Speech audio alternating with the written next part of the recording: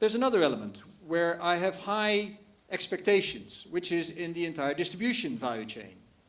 Because logistics are efficient in Rotterdam, but I believe also on the verge of their transition of an era.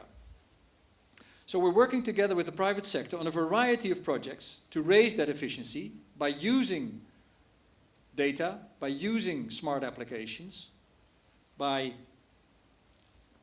strengthening the value chain of the various players involved in order to cut inefficiencies. Because whatever way you look at it, although inefficiencies may be a lease of life to a single entity, inefficiencies in my textbook by definition mean not sustainable, because there's waste in the system and there's therefore not an optimum use of the space one has, whether it's the space from a climate perspective or the space in which you operate. So what I'm looking for is the Airbnb or the Uber of the transportation and logistics world. We haven't seen them yet, but they will arrive, and Rotterdam is keen to host their activities. More competitive and cleaner.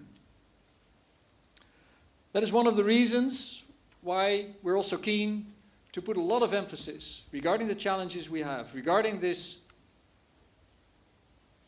transition of an era, that we put a lot of emphasis on what I would describe as the innovation ecosystem. Innovation is not only about a couple of folk who'd like to be called innovators or who'd like to spend time on innovation. It's about the environment which you create in order to make sure they can flourish, they can nurture, they can cultivate, they can grow.